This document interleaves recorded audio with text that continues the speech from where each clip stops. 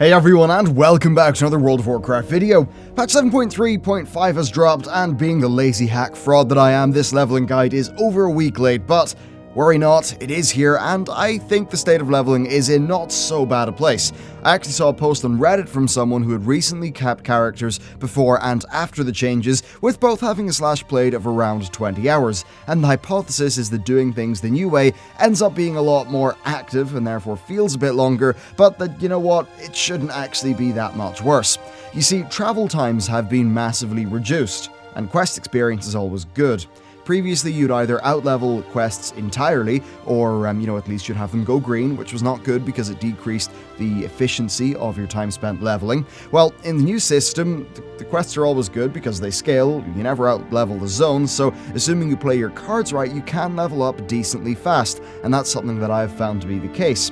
Now, one issue that players reported at launch was that Mists of Pandaria and Warlords of Draenor mobs were disproportionately affected by this system. The good news is Blizzard agreed, and a recent update to the game has targeted the level 90 and 90 plus mobs. So 90 to 93 mobs have had a reduction of 32% health, Warlords of Draenor mobs from 90 to 97 have had a 7.5 to 8.9% reduction, then level 89 mobs have had a 21% reduction, 99 is a 32% reduction, and 100 is a 42% reduction. So this should fix a lot of those early issues. Now, I was originally going to talk about recruit a friend boosting in this guide, but that recently changed. It now is a 50% boost and does not stack with Heirlooms, meaning that it will be impossible to get more than a 50% experience boost on a character, bar of course rested XP. But with that said, let's get into the guide. Okay, this patch brought down the power of Heirlooms, which makes them pretty much on par with blue gear for your level. This kind of tilts the balance of power onto the enchants. Yeah, you can enchant your Heirlooms, but it is sometimes annoying because of a few requirements. Some of them require having a profession, others require being a certain level, but there is a wide selection of enchantments that can be applied at any level, meaning that you can be rolling with an enchanted set of Heirlooms. Now, the enchants scale down, so a Warlords one will work on a level 1 character, as will a Legion one. The stats are, they're just scaled down and works pretty smoothly. Now, while we're talking about Heirlooms, go purchase the Flight Master's books. They're from the Heirloom vendor, and they will unlock flight points on your new character, which is kind of essential for what I think is the optimal leveling setup, and we'll get onto that. Also, do get the Heirloom mount. To unlock it, you need to have 35 Heirlooms in your collection, so just go to the Heirloom vendor and buy a load of stuff. This allows you to mount up from level 1, which again is another large speed increase. Another important choice is your spec. Some specs are better than others when it comes to leveling speed due to their burst DPS. For an example, when I was playing a warrior, I found that Arms was way faster than Fury because of its ability to immediately charge in, do a large amount of upfront damage, rather than on Fury you're sitting there having to generate rage and you're not really getting stuff done. Okay, let's talk about the method. This is the real meat of the video. Basically, the zones that used to have a level range of 10 to 20 are extremely fast to level in. Why? Well, these zones were originally designed for characters who did not have access to a mount. This means that you can go through them extremely quickly, getting massive experience per hour. One of my Twitter followers first let me know about this way back during the PTR, and he was able to get from 43 to 46 in 40 minutes in the Silverpine Forest. You see, Silverpine is it's designed with short walk distances. You basically move down the zone in short hops with stacks of quests at each hub, and it's extremely efficient. We have also found this to be true of just some examples, Darkshore and Loch Modan, where I was able to easily get a level every 15 minutes. Generally speaking, this works for all of the lower level areas of the game, and it's really fast. The one place that I would not recommend is the Northern Barrens, and that's simply because it's got a bunch of slow escort style quests, but the general idea here is to knock out the lower level zones for your faction, as they have more simple quests, the areas typically have more easy to navigate geometry, and the spacing's all quite compact. Also, places like Elwyn and Dunmorrow scale from 1 to 20, so I'd recommend doing 2 of these to hit level 20 if you can get fast transportation, be that a friend with a mount with a seat, a portal if that can work for you, or something like that. Or if you want to go and make a cup of tea anyway while your character sits in a flight point. So overall, I found the leveling to be very fast this way, and I can't overstate how much of a difference to the leveling that the scaling system just kind of is. Now, sure, it might take you a bit more time to clear a zone, but since you don't out-level them, you have a lot less downtime. It basically feels like, of the overall time that it takes to level a character. All they've really done is shift the balance towards gameplay and away from travel time. Managing your travel time, therefore, is extremely important, as we don't want to counteract the speed gains of, never having, zones go out of level. Pretty much just use your Hearthstone really well. I found that, as an example, Westfall, it was terrible with bad use of a Hearthstone, but it was actually pretty good when I use my Hearthstone well. Now, another nice thing that I've noticed while leveling is that rare mobs give you around half a quest worth of experience. This is great, and an easy way to get the most out of it is to install NPC Scan, which is a great add-on, and set it to notify you when there's a nearby rare.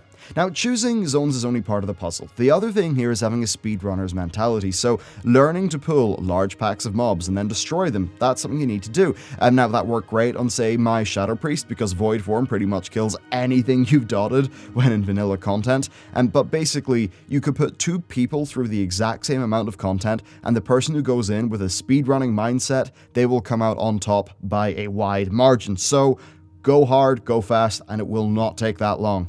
Next, we do need to bring up dungeons. So dungeon running is in a strange place as of this patch. The dungeon mobs seem to have been scaled more than the world mobs, leading to dungeons taking quite a bit more time. Boss fights are actually timed right now to be pretty much their full duration, so you see the enemy's full range of mechanics. I think this will certainly get new players a lot more familiar with how World of Warcraft works, but it does slow things down from the speedrunner's perspective.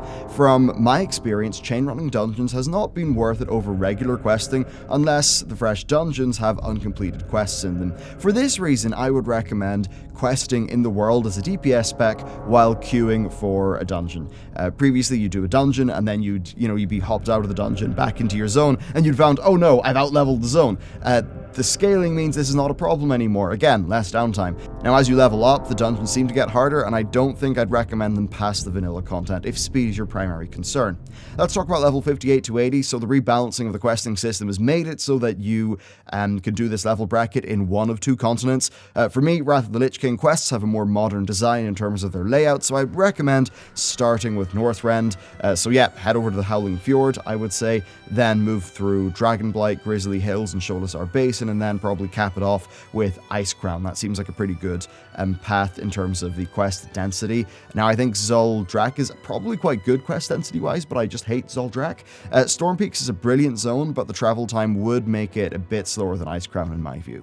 Let's talk about 80 to 90. Once again, this spans 2 expansions. My pick would actually be Cataclysm. Much like the 1 to 60 zones, Cataclysm's new zones followed a more linear format than normal. This means that, again, you get very efficient traveling around the world without much back travel. Now, that said, I would actually skip Oldham. Its focus on Harrison Jones means there's quite a few cutscenes and gimmick quests. These are things that slow you down in terms of overall experience per hour. So I would just do the other Cataclysm zones. For me, that does include Vashir. I can do it quite fast. I do not mind being in the water, and it's got loads of quests. One of my Twitter followers was able to get from 80 to 86 there very quickly. And then for Warlords of Draenor, this one's pretty easy. First, use the 20% experience potion that is available from your garrison. They're account-wide, so you can mail them over. After this, it really is quite easy, though. Assuming you have flying, and since this video is alt-focused, I'm going to assume that you do, just go and focus on picking up treasures and completing bonus objectives. This is a dead fast way to get through the Warlords of Draenor levels. You will ideally want to drop a guild standard as you are about to pick up a new treasure as well. Now, flight really does make this just stupidly easy. Now, elixirs of the Rapid Mind used to exist, and unused ones still can be purchased, but they're extremely expensive. But the thing is, they don't really drop anymore, so some of the absurd Warlords of Draenor leveling methods that would have you hitting 100 an hour or 2 after finishing the Tanaan intro, they just don't really work, though the principles are solid. So pretty much you are questing plus treasures plus bonus objectives and using your flying mount to just get the most out of that. And then as for the Legion content, it's pretty simple. Just level up normally through the quests, do the Legion invasions as they appear. I recommend sort of batching Legion invasions across multiple characters. Now, the dungeon quest experience is great, so it's worth doing those once you pick the quests up from the zones.